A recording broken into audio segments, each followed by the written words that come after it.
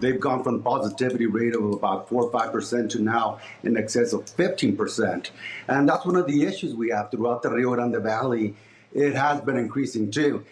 We cannot attribute it to the immigrants, we cannot. But we are concerned, and we're trying to do whatever we can to keep our residents safe.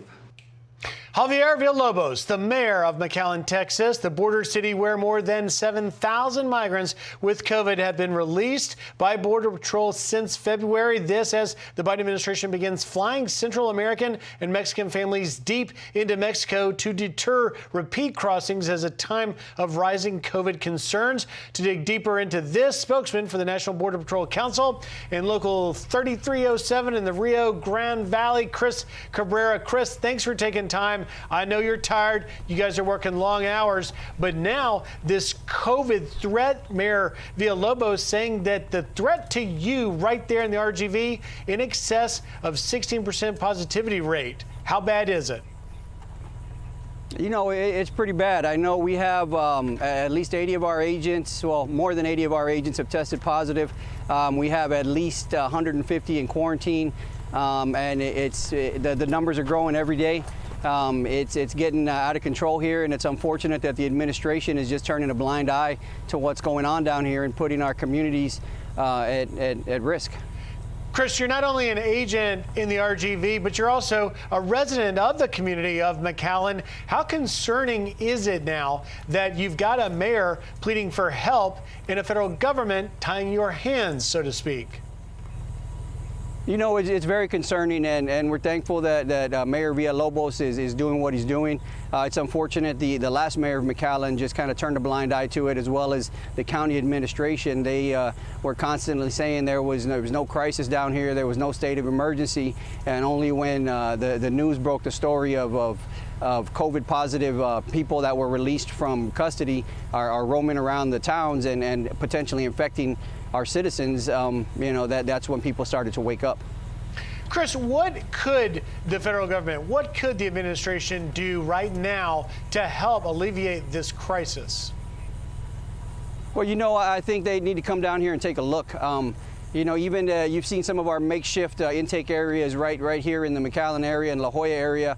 It's just a makeshift ball field where we have 400, 500 people there at a time, waiting outside for a bus to come. And there's very little protection for the elements. There's no restroom facilities. People are just using the restroom in full view of the public on the side of the road.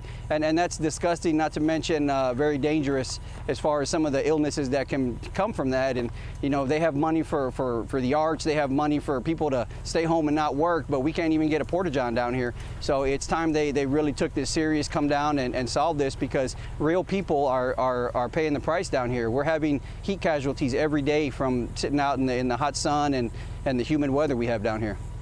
Chris, the crisis isn't just in the RGV where you are, 2,000 miles away. Fox News just getting this video in from early this morning at the Ocean Beach Pier near San Diego, California. You see a panga washed up. Peter Pelham, that shot this video, one of my closest surfing friends. He went out to go for a surf there, and the Border Patrol was there. They looked back on the Surfline camera and saw it about 2:45 a.m. local California time. 12 individuals jumped out of this panga, scattered, left the boat behind. Those are gotaways. How much of a threat is the open border right now in terms of national security and the unknown folks that are crossing without getting apprehended?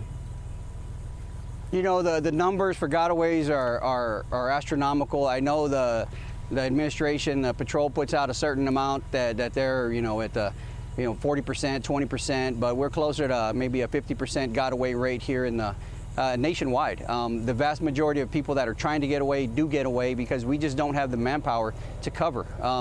We have very few people out in the field because we're all babysitting or sick. Well, and just as a testament to the toll, the human toll this crisis is taking, we have video this week. You were assisting a toddler, a tender age migrant out in the field. We can see there this young girl. How bad is it? How much of a human toll is it taking? You know, luckily the Border Patrol has we have our own EMTs to respond until EMS could get there. But our medics are running back and forth every day, all day, whenever we're on duty. 3, 4, 5, 7, 10 calls a shift. That little girl, she was unconscious when we found her, when they brought her up, and the agent on the scene did a good job of cooling her down. But we're seeing that daily, and it's heartbreaking to see anybody in that condition, but even so, more so a 3-year-old. It is indeed. Chris Cabrera with the National Border Patrol Council in the RGV. Chris, thank you. Stay safe.